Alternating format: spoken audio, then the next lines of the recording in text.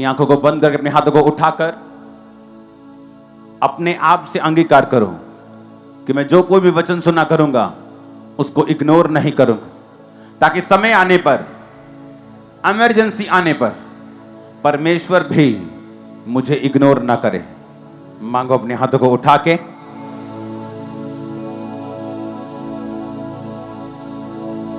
प्रभु यीशु मसीह के सामर्थी नाम में हम मांगते हैं। आपने ये बहुत सी टेस्टिमनीज में देखा होगा कि किस तरह से संगति करने वाले लोगों को परमेश्वर ने आशीष दी। मैंने हमेशा अपनी लाइफ में ये बात नोटिस की है कि शैतान हमेशा इस बात का पूरा जोर और योजना बनाता है कि किसी ना किसी रीति के साथ आपको संगति से, जीवित संगति से दूर किया जाए। मैंने ऐसे कई लोग देखे हैं जो सेवकाई में थे, लेकिन जब परमेश्वर आपको किसी सेवकाई में भेजता है और आप वो संगति करते हैं, आपको उसे कंप्लीटली फॉलो करना होता है। मैं अपने घर में रह के अपने पड़ोसी के घर का सिस्टम फॉलो नहीं कर सकता। मेरे पड़ोसी के घर में सुबह 7 बजे नाश्ता बन जाता है, लेकिन उसका लंच लेट बनता है। लेकिन मेरे घर में मान लो नाश्ता अगर 9 बजे बन जाता है तो लंच 1 बजे बन जाता है, तो उसका लंच लेट है, मेरा नाश्ता लेट है। कितने मेरी बात को समझ रहे हैं? लेकिन हर एक सिस्टम अलग है, सेवकाई का वचन एक ही है। तो लोग जब उसे फॉलो नहीं कर पाते, आज एक अजीब सा केस मैं सुबह देख रहा था कि जब व्यभिचार के कारण या और रीति के कारण उनको सेवकाई से जब निकाला जाता है और उनकी फैमिलीज उन्हीं का साथ देती हैं, ये कह के कि हमारा बच्चा जो है बहुत सही है। और आज जब मैं उनको देखता हूं, उन भटके हुए लोगों को, और उनको, उनके माता पिता को भी मालूम है कि संगति से निकलने की वजह से उनका बच्चा टोटल शैतान की तरफ जा रहा है, संसार की तरफ जा रहा है। पूरी रीति के साथ संसारिक नहीं हुआ, क्योंकि अभी वो गर्मी से निकला है। धीरे धीरे जब कोयला निकाला जाता है अंगीठी से, तो वो कोयला गर्म ही होता है, लेकिन संगति ना होने की वजह से वो धीरे धीरे ठंडा होता है और एक दिन पूरा ठंडा हो जाता है। लेकिन अब वो फैमिलीज करें क्या? अब चर्च में आने से शर्म आती है, फिर क्योंकि 100 बातें बोल के गए थे, अब अंदर से मालूम हो चुका है कि नहीं वही जगह सही है, लेकिन अब आने में बेइज्जती महसूस होती है, क्योंकि मैं अंदर, और उस मैं की वजह से वो अपने बच्चों को खत्म कर लेंगे फ्यूचर में, क्योंकि उनके बच्चे टोटल नरक की ओर जा रहे हैं। संगति इतनी इंपॉर्टेंट है जितनी आप समझ भी नहीं सकते। अगर मैं यहां हूं तो संगति की वजह से हूं। परमेश्वर ने 2004 और 5 में ये मेक श्योर किया कि मैं रोज संगति करूं क्रिश्चियन लोगों के साथ। अगर मैं रोज संगति ना करता और परमेश्वर को इतनी गहराई से ना समझता, मैं कभी भी सेवा में नहीं आ पाता। आपके पास 2 मौके होते हैं, आप थर्सडे, संडे आप संगति कर सकते हैं। वचन कहता है कि प्रेरितों के काम में कि वो तो रोज संगति करते थे, रोज इकट्ठा होते थे। आप इंटरनेट के जरिए से, प्रेयर माउंटेन के जरिए से थर्सडे, संडे आप इकट्ठा हो सकते हैं। अपने पड़ोसी को बोलो, जैसी संगति वैसी रंगती। ये कहावत मशहूर है और सही भी है। हालेलुया। इसलिए कुछ भी हो, आपको यह बात मालूम होनी चाहिए कि शैतान जब भी किसी व्यक्ति को पीछे लेके जाता है, वो कभी भी एकदम से उसको डाउन नहीं लेके जाता। वो धीरे धीरे स्टेप्स लेता है। उसे पता है कि इसकी आशीष की वजह ये संगति है। संगति में तो है तो गर्म है। लोग परफेक्ट संगति ढूंढते हैं कि हमें परफेक्ट चर्च चाहिए, परफेक्ट चर्च चाहिए जहां परफेक्ट, सब कुछ परफेक्ट हो। जिस दिन आप चर्च में आए थे उस दिन परफेक्शन खत्म हो गई थी। आपका मेंटर चाहे परफेक्ट ना हो, पर उसका जो मसा है वो परफेक्ट है।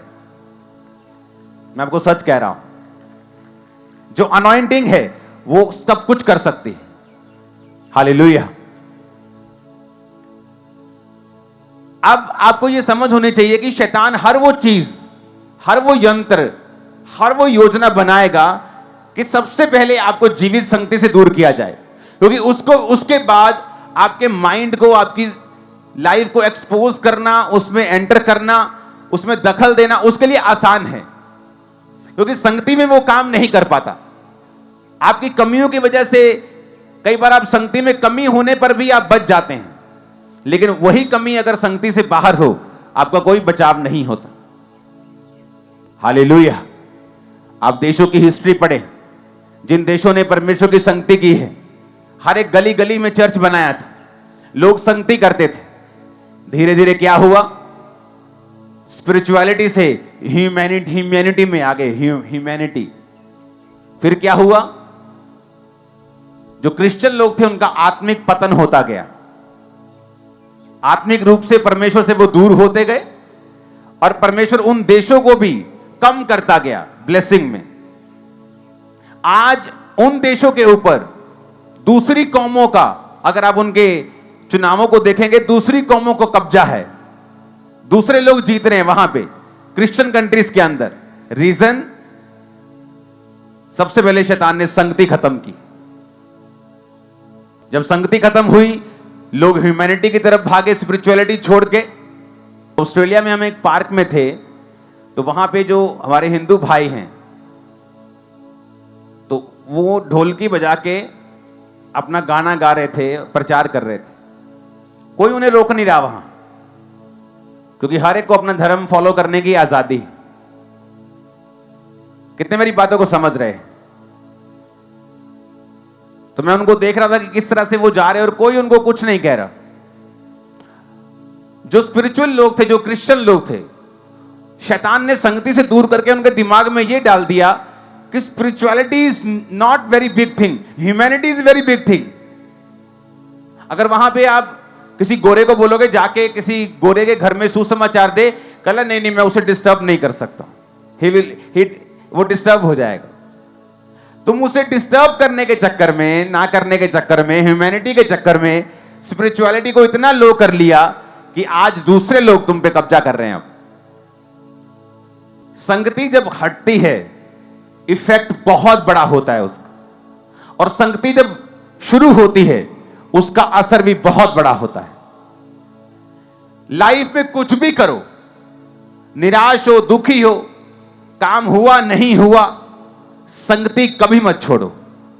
मैं आपको बता रहा हूं, थर्सडे टेस्टिमनी दी एक सिस्टर ने कि मैं आके थक गई, मुझे पक्का यकीन था 15-14 साल हो गया, बेबी नहीं होगा। आपने कहा पेट पे हाथ रखो, मेरे हस्बैंड ने कहा ओए पेट पे हाथ रख ला, कहती मैं रखना, तू रख ला। उसने पेट पे हाथ रखा, उसके स्पर्म नील थे। तो पहले वो औरत बहुत अंदर कर्स करती थी कि हस्बैंड मेरा ये है वो है। जब दोबारा टेस्ट हुए तो उसके अंदर भी रिसॉली निकली, हस्बैंड की भी प्रॉब्लम निकली। कहती मैं चर्च आके थक गई, लेकिन परमेश्वर मेरी सुन नहीं रहा था। तो एक दिन आपने कहा कि हाथ रखो, मैंने हाथ भी नहीं रखा, लेकिन थी वो संगति में। अगर यही अविश्वास वो बिना संगति के घर में रह के दिखाती, उसके जीवन में कभी काम नहीं होता।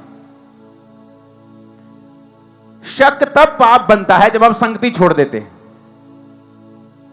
हर एक दिमाग में शक होता है कि मेरा ये काम प्रभु कर सकता है कि नहीं।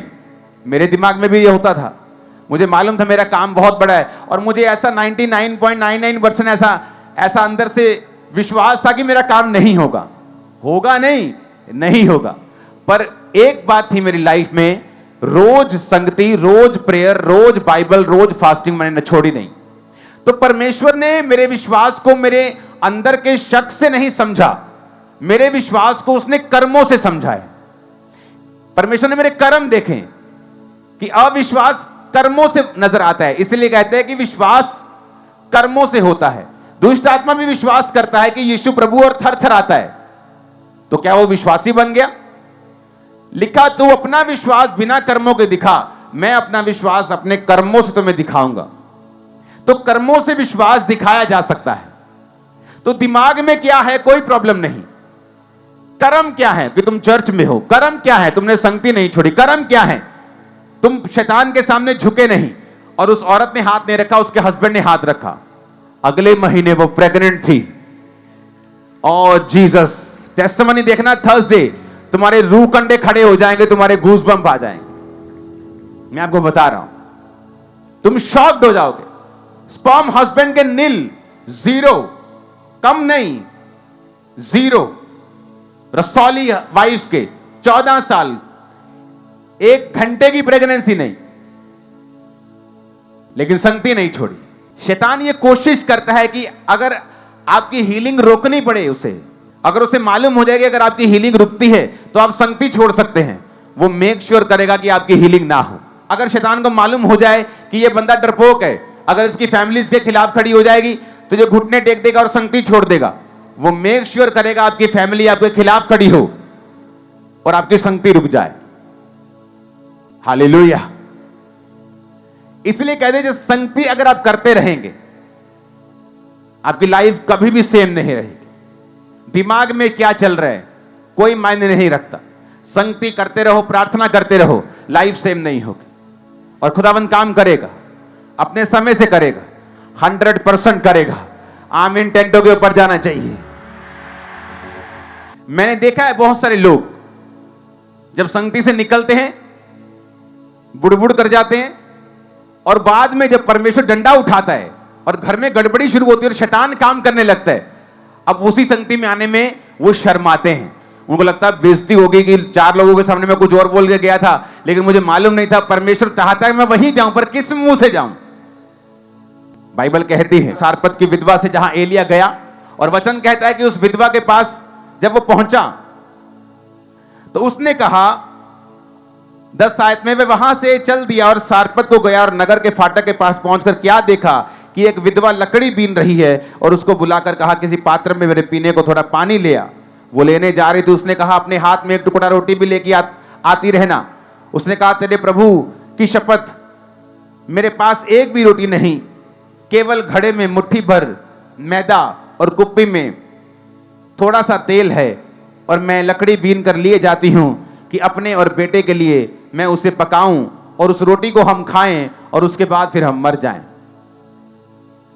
एक नबी जिसने राजा के सामने कहा मेरे कहे बिना ना बारिश आएगी ना ओस पड़ेगी, क्योंकि बाइबल कहती है वो प्रभु के सामने उपस्थित रहता था। संगति, फिर से बोलो संगति। क्या एलिया का बैकग्राउंड था? तिशबी एलिया। कोई मां नहीं बताया, बाप नहीं बताया, कहां से आया, क्या काम करता था, क्या बिजनेस करता था, कुछ नहीं बताया, लेकिन सिर्फ यह लिखा कि प्रभु के सामने कहता मैं उपस्थित रहता हूं। अगर आप संगति करें और प्रभु के सामने उपस्थित रहें, प्रेयर करें, संगति करें, तो वचन यह कहता है आपके बैकग्राउंड कोई भी हो, आप किसी जाति से हो, छोटे से हो, बड़े कुल से हो, काले हो, नाटे हो, छोटे हो, कोई फर्क नहीं पड़ता। आप राजाओं के सामने जाओगे, बड़े लोगों के सामने खड़े किए जाओगे, बड़े बड़े काम करोगे। आमीन। मेरे को ऊंचे वाला चाहिए। लेकिन संगति, फिर से ऊंची आवाज में बोलो। इसका सीक्रेट था संगति। बैकग्राउंड मायने नहीं करती, गरीबी मायने नहीं करती, पीछे क्या हुआ मायने नहीं करता। कहता अब जिसके सामने, प्रभु के सामने मैं उपस्थित रहता हूं, अब उसकी शपथ मेरे कहे बिना पूरी जिम्मेवारी अपने पे ली। दलेरी थी उसकी लाइफ में, डर नहीं था, कारण था संगति। हालेलुया। अब यहां पे एलिया कहता है कि मेरे लिए रोटी ले आ, और वो क्या कहती है? वो कहती है कि मेरे पास रोटी नहीं। एलिया कहता मत डर, इस बात के अनुसार जाके कर, मेरे लिए रोटी बना के लेके आ और उसके बाद अपने बेटे के लिए बनाना, क्योंकि इज़राइल का परमेश्वर यहोवा यूं कहता है कि जब तक यहोवा भूमि पर मेघ ना बरसाएगा, ना घड़े का मैदा समाप्त होगा, ना कुप्पी का तेल। अगर आप प्रभु की महिमा देखना चाहते हो तो आपको अपनी मैं को साइड पे रखना होगा। यहां पे एलिया बोल सकता है प्रभु से कि प्रभु मैं इतना बड़ा नबी हूं, मेरे द्वारा तूने आकाश बंद करके रखा है, पूरा देश सफर कर रहा है, बारिश नहीं आ रही, मैं इतना बड़ा नबी हूं कि मुझे कौवों ने अभी खाना खिलाया, लेकिन मैं एक औरत से कैसे रोटी मांग सकता हूं? औरत क्या बोलेगी? लेकिन परमेश्वर के लोगों, अगर तुम चाहते हो कि खुदावंद तुम्हारी जिंदगी में काम करे और तुम्हारे द्वारा दूसरों की लाइफ में काम करे, तुम्हें अपनी मैं को त्यागना होगा, अपने अहम को त्यागना होगा। अगर तुम्हें लगता है कि तुम्हें बेइज्जती करवा के भी एक अच्छी संगति मिल जाए तो तुम्हें 10 बार करवा लेनी चाहिए और संगति नहीं छोड़नी चाहिए। मैं सच कह रहा हूं, क्योंकि नरक जाने से और अपने बच्चों को नरक जाते हुए देखने से अच्छा ही है। और शैतान एकदम से कुछ नहीं करता, वो धीरे धीरे करता है। आपको पता है कि वो धीरे धीरे की शुरुआत हो गई आपके फैमिली में और आप उसे रोक सकते हैं।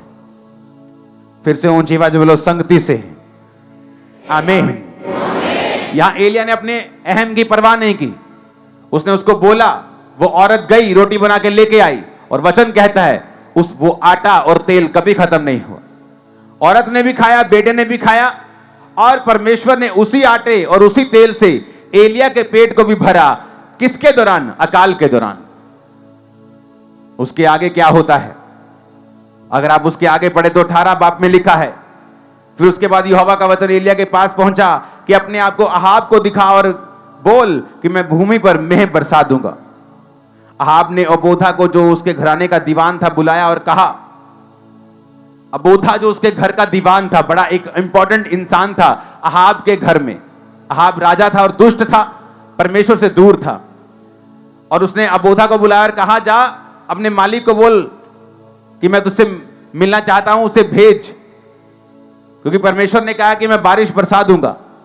अबोधा ने कहा कि जब मैं यहां से चला जाऊंगा अपने मालिक को बुलाने, क्योंकि उसने तुझे हर जगह ढूंढा है, तुझे मरवाने के लिए, तुझे पकड़ने के लिए, कि तेरी प्रोफेसी से आकाश बंद हो गया। लेकिन जब मैं यहां से जाऊंगा यहोवा का आत्मा तुझे पता नहीं कहां ले जाएगा। तो जब मैं तुझे ढूंढने के लिए अपने मालिक के साथ वापिस आऊंगा तो नहीं होगा, तो मैं मारा जाऊंगा। फिर उसने बता क्या कहा? कहता, मैं वही अबोधा हूं जब इजाबेल राजा की पत्नी नबियों को मारने के लिए, यहोवा के नबियों को मारने के लिए उनका घात करती थी, तो मैं उनको 50-50 करके गुफाओं में छुपा के रखता था और अन्न जल देकर उनका पालन पोषण करता था। मैं आपको ये बात बताना चाहता हूं, ये एक प्रोफेटिक मैसेज है कि कोई भी जितना मर्जी आप पे परसिक्यूट आपको कर ले, सता ले, वो सरकारें कैसी भी हों, लेकिन एक बात याद रखना, बहुत से अबोधा अभी भी हमारे साथ हैं और आपके साथ हैं। और परमेश्वर हमेशा अबोधाओं को रखता है। मैं आपको बता रहा हूं, अगर उसने आपको अपने पास बुलाया है, आपका परिवार आपका विरोधी है, तो चिंता मत करें, कोई डिवाइन हेल्पर भी आपको मिल जाएगा। अगर आप चलते रहेंगे, यहोवा से मुख नहीं मोड़ेंगे। बाइबल कहती है वो नबी प्रभु से मुख नहीं मोड़ा, मरते तो मर जाए, लेकिन वचन कहता है अबोधा ने उन्हें 50-50 करके गुफाओं में रखा, छुपा के रखा, अन्न जल देकर उनकी पालना और पोषणा करता रहा। जब तक कि इजाबेल और अहाब मर नहीं गए, तब तक वो उनकी पालन पोषण करता रहा।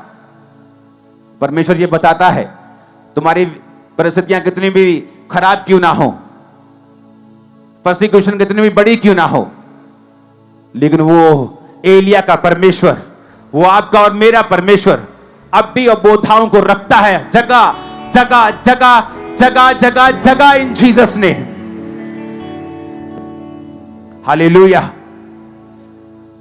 मेरे पास्टर्स भाइयों को हियाव नहीं खोना है, यूपी में, बिहार में हियाव नहीं खोना है।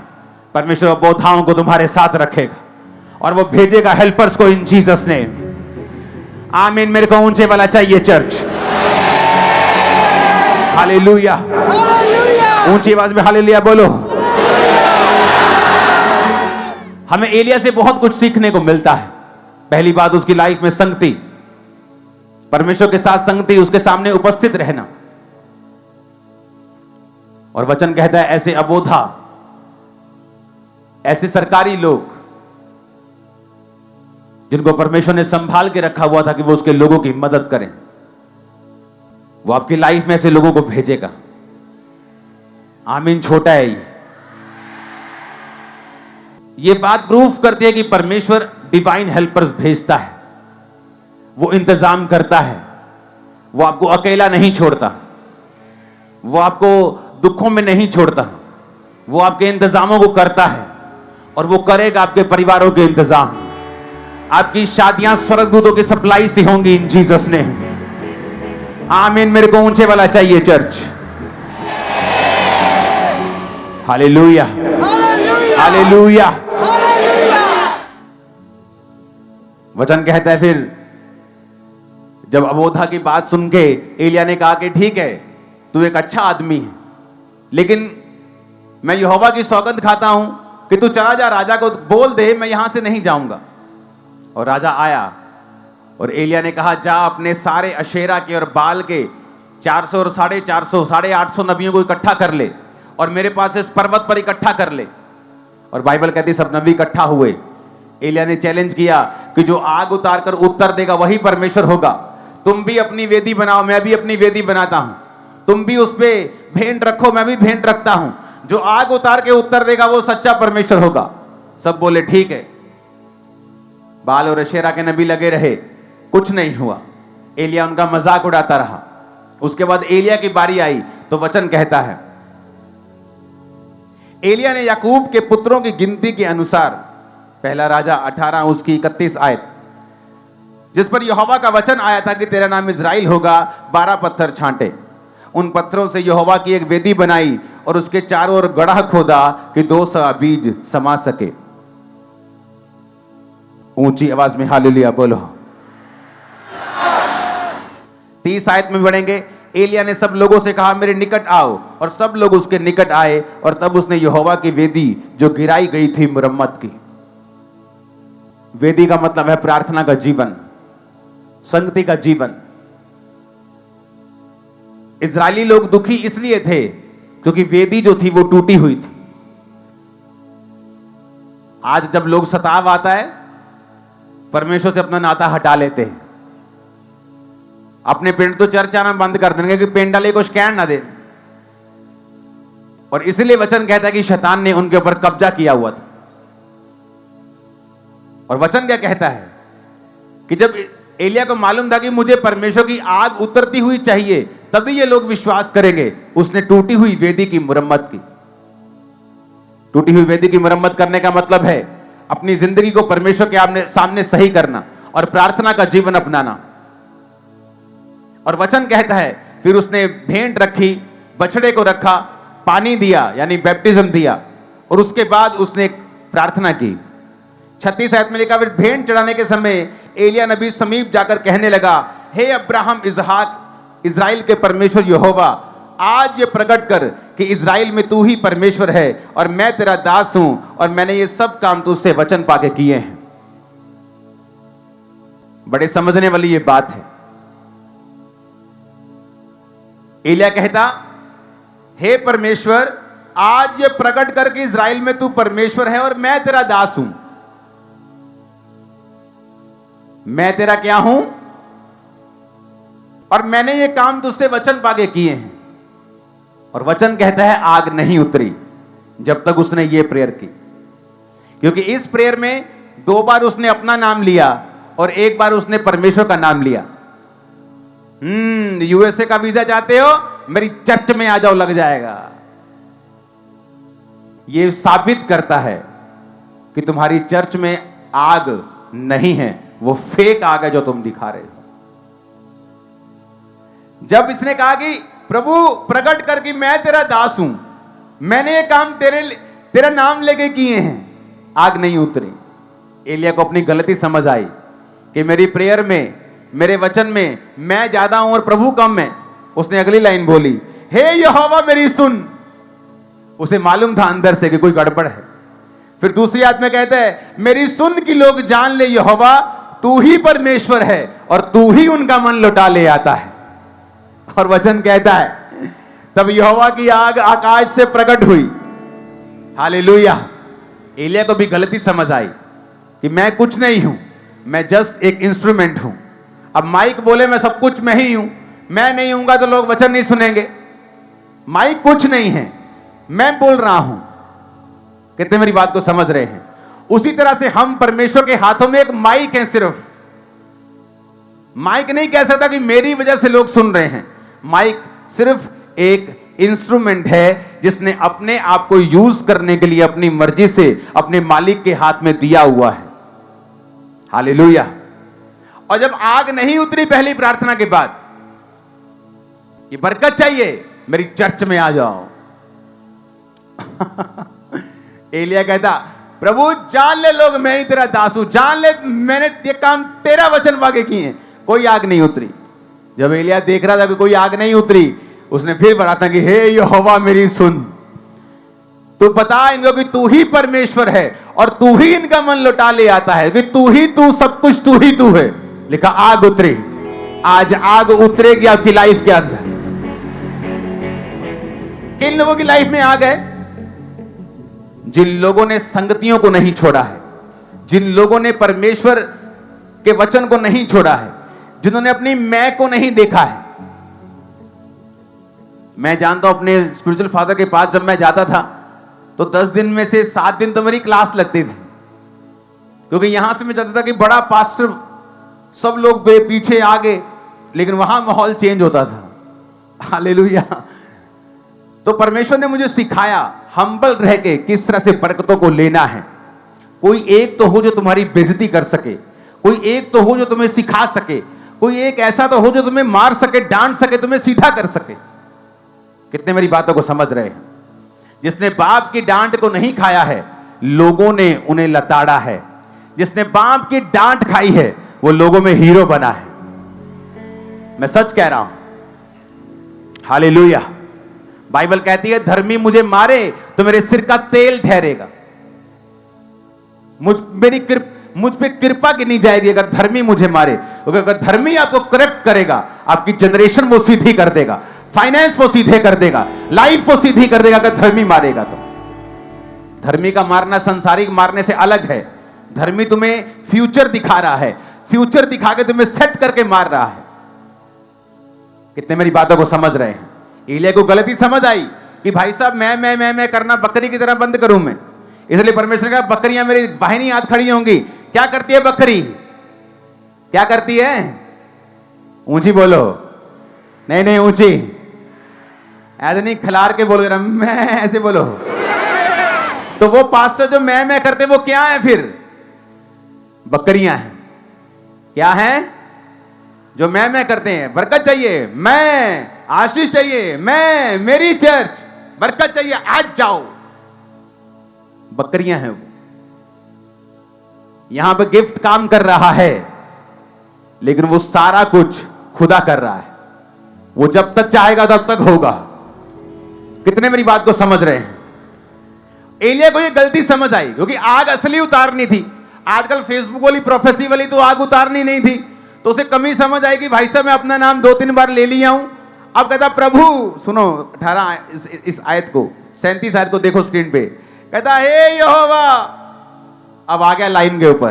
कहता मेरी सुन, कि लोग जान ले हे यहोवा कि तू ही परमेश्वर है और तू ही उनका मन लौटा ले आता है। मेरी छोड़। अपने आप को सीन से खत्म कर दिया, अपने आप को सीन से हटा दिया। नाइजीरिया में आप जिस भी चौराहे, नगर, घर, मोहल्ले, शहर, गांव में खड़े होकर ऐसे घूमेंगे, ऐसे घूमो, ऐसे आंखें बंद करके, जिधर को मुंह निकले आंखें खोल लो, उधर को 5 मिनट निकल जाओ, आपको एक चर्च मिलेगी, आरसीसीजी चर्च। जिधर भी मुंह कर लोगे 5 मिनट पे चर्च मिलेगी। उस पास्टर को परमेश्वर ने कहा बेटे अपना नाम लिख धरती के ऊपर। उसने शांति भला आज तक वधिया वचन मिलू अब कि मैं तेरे नानू होर बड़ा करन जा रहा। नाम लिखा उसने। अब परमेश्वर ने कहा मिटा दे। अब उसने मिटा दिया। परमेश्वर ने कहा अगर तूने मेरी महिमा ली, मैं तेरे नाम को इसी तरह धरती पर से मिटा दूंगा। सेवकाई जिन लोगों को लगता है कि जो चल रहा है आजकल फ्यूचर में आपको नहीं दिखेगा, मैं आपको बता रहा हूं फ्यूचर में वो लोग नहीं होंगे जो इस तरह से कर रहे हैं। परमेश्वर ने कहा नाम लिख, नाम लिखा। परमेश्वर ने कहा मिटा दे, उसने डस्टर से मिटा दिया। परमेश्वर ने कहा अगर तूने मेरी महिमा खुद ली तो मैं तेरे नाम को मिटा दूंगा। एलिया ने क्या किया? अपनी मैं को त्यागा, पहले औरत के सामने, फिर प्रभु के सामने, और वचन कहता है आग उतरी। जब आप मैं को त्याग देंगे आग उतरती है, सेल्फ को त्याग देंगे आग उतरती है, क्रूस को उठा लेंगे आग उतरती है, और वो आग वो आजाद करती है उन बंधनों से जो सालों से आपके परिवार को घेरे हुए हैं। उस डेथ स्पिरिट से वो आपको आजाद करती है, बीमारियों से आजाद करती है। आमीन। ऊंचे वाला चाहिए चर्च। Hallelujah, hallelujah. और वचन कहता है जब आग उतरी तो लोगों ने बाल के और अशेरा के सब नबियों को पकड़ के मार डाला। जब पकड़ के मार डाला तो उसने अहाब से कहा चला जा, बारिश आएगी बहुत। और वचन कहता है कि परमेश्वर के वचन के अनुसार एलिया घुटनों के बीच मुंह देके प्रार्थना करने लगा। अपने सेवक को बोला जा और देख कोई बदलाव है उधर, कुछ बादल वगैरह आ रहे क्या। गया वो, कहता नहीं जी। कहता 7 बार जा। क्यों भेजा 7 बार? हफ्ते में कितने दिन होते हैं? कहता 7 बार परमेश्वर के सामने जा हफ्ते में। सोमवार, मंगलवार, बुधवार, वीरवार, शुक्रवार, शनिवार, एतवार, फिर सोमवार, एक भी छुट्टी नहीं। मैं सेवकाई से छुट्टी कर लेता हूं 2 दिन के लिए, लेकिन प्रेयर से मैंने कभी छुट्टी नहीं की। मैं बाहर हूं, अंदर हूं, घूमने गया हूं, प्रेयर करने गया हूं, क्रूसेड करने गया हूं, जो भी करने गया हूं, सेवकाई से 1 दिन छुट्टी ले सकता हूं, लेकिन प्रेयर से मेरी 1 दिन भी छुट्टी नहीं है। इसलिए एलिया ने कहा 7 बार जा। और लिखा जब वो गया तो उसे मुट्ठी भर बादल दिखाई दिया। जब आप प्रेयर नहीं छोड़ते हैं एक चेंज आपकी लाइफ में आता है। और वचन कहता है वो मुट्ठी भर बादल जल्दी बादलों में, बड़ी गहराई में, गहरे बादलों में बदल गया। जब आप प्रार्थना नहीं छोड़ेंगे एक नई बारिश आपका इंतजार कर रही है इसी साल इन जीसस ने। नहीं, मेरे को 7 बार आमीन चाहिए।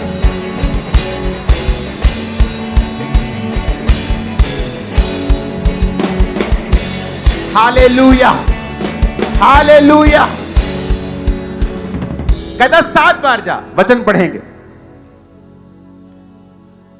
अहाब जब खाने पीने चला गया 42 आयत में, एलिया करमेल की चोटी पर चढ़ गया, भूमि पर गिरकर अपना मुंह घुटनों के बीच किया, अपने सेवक से कहा चढ़कर समुद्र की ओर दृष्टि करके देख। तब उसने चढ़कर देखा और लौट कर कहा कुछ नहीं दिखता। एलिया ने कहा 7 बार जा। 7वीं बार जब उसने कहा कि देख समुद्र में मनुष्य के हाथ सदा छोटा सा बादल उठ रहा है, एलिया ने कहा अहाब के पास जाकर कह दे कि रथ जुतवा कर नीचे जा, ऐसा ना हो कि वर्षा के कारण तू रुक जाए। थोड़ी देर में आकाश वायु से उड़ाई हुई घटाओं और आंधी से काला हो गया और भारी वर्षा होने लगी और अहाब सवार होकर यिज्रेल को चला। 7 बार जब वो गया, क्यों कहा एलिया ने 5 बार क्यों नहीं कहा?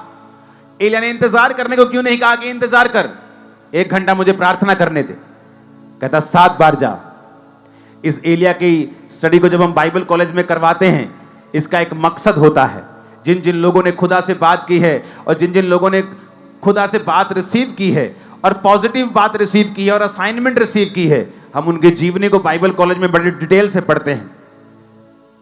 और बाइबल क्या कहती है कि यहां पर उसने कहा 7 बार जा, जिसका मतलब है कि तुम्हें 7 बार, रोज सोमवार, मंगलवार। लेकिन जब वो 7वीं बार गया, जब उसने छोड़ा नहीं जाना, खटखटाना छोड़ा नहीं, काम छोड़ा नहीं तो वो सेवक डिस्करेज हो सकता था कि यार क्या धूप इतनी है, क्या 7 बार जाओ ऊपर, फिर 7 बार, ये क्या यार, क्या असाइनमेंट दी है मुझे, क्या थकाने वाला काम दिया फालतू का। लेकिन वचन कहता है जब वो 7वीं बार गया तो मुट्ठी भर बादल वहां पे था और थोड़ी देर में वो बादल घटाओं में बदल गया। आप प्रेयर करेंगे, आपको चिन्ह दिखाई देगा और वो चिन्ह जल्दी एक बड़ी गवाही में बदल जाएगा। मैं आपको बता रहा हूं, मेरी लाइफ में ऐसा हुआ, मैंने देखा है, चिन्हों को आता हुआ देखा है और उसके बाद अपनी लाइफ को चेंज होते हुए देखा है। और उस चिन्ह को, छोटे से बादल को एक बड़े घटाओं में बदलते हुए भी मैंने देखा है। हालेलुया, ऊंची आवाज में हालेलुया बोलो। फिर से बोले पड़ोसी को संगति कर, प्रार्थना कर, तेरी लाइफ सेम नहीं रहेगी। अपना क्रूस उठा, अपनी इज्जत की परवाह मत कर, अपनी इच्छा की परवाह मत कर, संगति कर, तेरी जिंदगी सेम नहीं रहेगी। आमीन बोलो ऊंची आवाज में जरा। हालेलुया, ऊंची आवाज में हालेलुया बोलो। फिर से ऊंची आवाज में हालेलुया बोलो। आप इन बातों को समझ रहे कि नहीं? लाइफ सेम नहीं होगी। अगर हम ध्यान से वचनों को पढ़ लें और सीख लें, जिंदगी सेम नहीं होगी। आमीन। अपने हाथों को उठाओ। आपको एक वायदा करना है, तौबा करके रोज प्रेयर, उसकी संगति में जाने का, और कलीसियाई की जो संगति है कलीसियाओं की, उसे ना छोड़ने का। जो कलीसियाई संगति है, जो चर्च की संगति है, वो आपको सुरक्षित रखती है। और शैतान कोशिश करता है कि सबसे पहले ये ब्रेक हो, क्योंकि उसे मालूम है उसका अटैक वहीं से शुरू होगा। अपने हाथों को उठा लो, थैंक यू जीसस बोलते हुए। परमेश्वर के गहरे वेदों को परमेश्वर के दास के द्वारा जानने के लिए और ऐसी और नई वीडियोस को देखने के लिए हमारे YouTube चैनल को सब्सक्राइब करें और साथ में बेल आइकन को प्रेस करें, ताकि ऐसी और नई वीडियोस की नोटिफिकेशन सबसे पहले आप तक पहुंच सके। जुड़े रहें परमेश्वर की हजूरी के साथ। God bless you.